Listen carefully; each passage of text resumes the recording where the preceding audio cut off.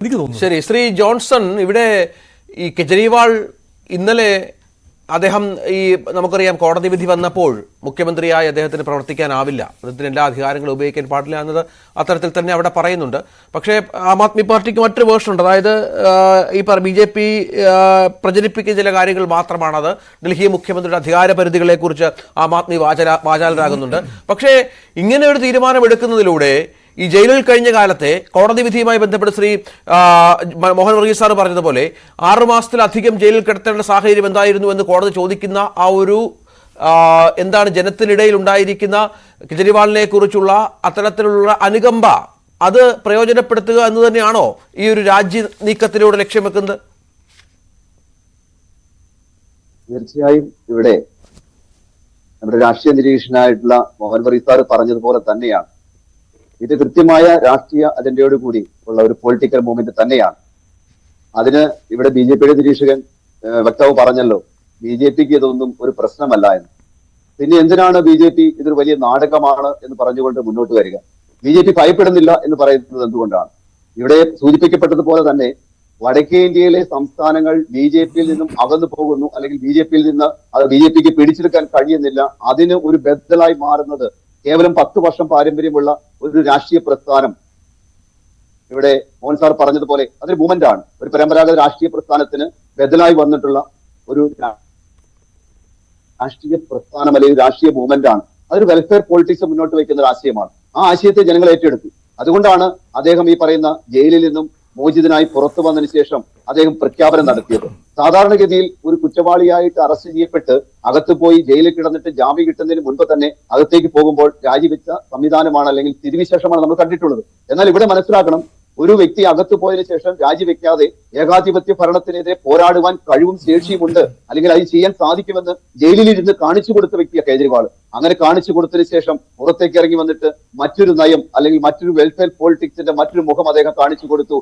ഞാൻ രാജിവെക്കാൻ സന്നദ്ധനാണ്, ജനങ്ങൾക്ക് വേണ്ടി രാജിവെക്കാൻ സന്നദ്ധനാണ്. BJPയുടെ പ്രദീപ് പറഞ്ഞല്ലോ, ഇത് ജനങ്ങൾക്കുള്ള ഷോക്ക് ട്രീറ്റ്മെന്റ് ആണ് എന്ന്. പക്ഷേ ജനങ്ങൾക്കുള്ള ഷോക്ക് ട്രീറ്റ്മെന്റ് അല്ല ഇത്, മറിച്ച് ജനങ്ങളിലേക്ക് ഇറങ്ങി ചെല്ലുവാനാണ് അദ്ദേഹം ഈ രാജി പ്രഖ്യാപനം നടത്തിയത്.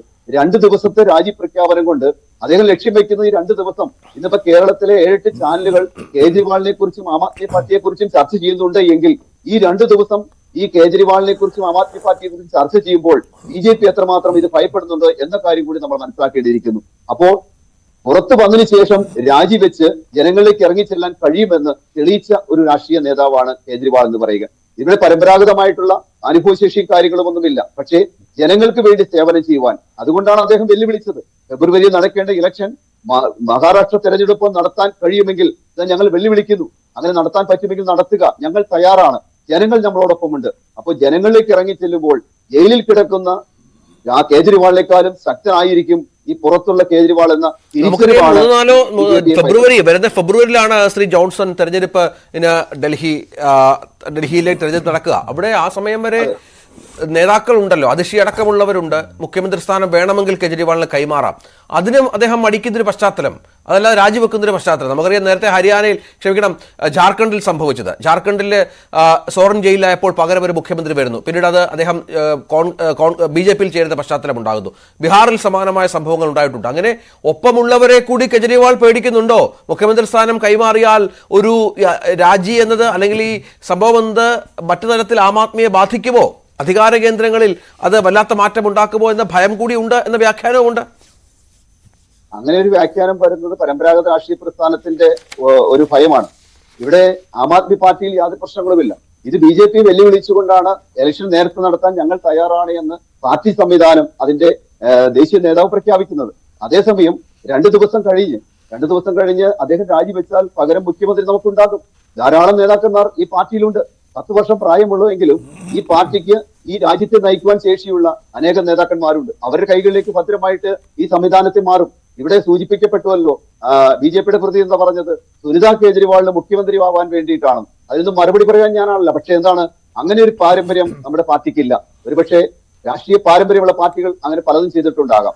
സുനിത കേജ്രിവാളിനെ മുഖ്യമന്ത്രിയാക്കിക്കൊണ്ട് അധികാരത്തിലെത്തുവാൻ അല്ലെങ്കിൽ ഭരണം കയ്യിലാക്കുവാനുള്ള ശ്രമമൊന്നുമല്ല നടത്തുന്നത്. അങ്ങനെ നടത്തണമായിരുന്നുവെങ്കിൽ അദ്ദേഹം ഈ പറയുന്ന രീതിയിൽ അങ്ങ് അകത്തേക്ക് പോയപ്പോൾ ഈ കാര്യം ചെയ്യാമായിരുന്നല്ലോ. അങ്ങനെ ചെയ്തില്ലല്ലോ. പക്ഷേ ഇവിടെ അദ്ദേഹം കാണുന്നത് ജനങ്ങളിലേക്ക് ഇറങ്ങിച്ചെന്ന് ജനകീയ കോടതിയുടെ മുൻപിൽ തന്റെ അഗ്നിശുദ്ധി വരുത്തി തിരിച്ചു വരുവാനുള്ള അദ്ദേഹത്തിന്റെ ആ കർമ്മശേഷി, അങ്ങനെ ധൈര്യപൂർവ്വം ഇറങ്ങിച്ചെല്ലുവാൻ കഴിവുള്ള ഒരു ശേഷിയുള്ള നേതാവുണ്ടെങ്കിൽ അത് കേജ്രിവാൾ മാത്രമാണ്. അങ്ങനെ ഒരു പാർട്ടി ഉണ്ടെങ്കിൽ അത് ആം ആദ്മി പാർട്ടി മാത്രമാണ്. അതുകൊണ്ടാണ് അദ്ദേഹം ഈ പറയുന്ന ഈ തീരുമാനങ്ങൾ, ഈ വലിയ തീരുമാനം ഈ ഇറങ്ങി വന്നിട്ട് ഉടനെ തന്നെ പ്രഖ്യാപിച്ചത്.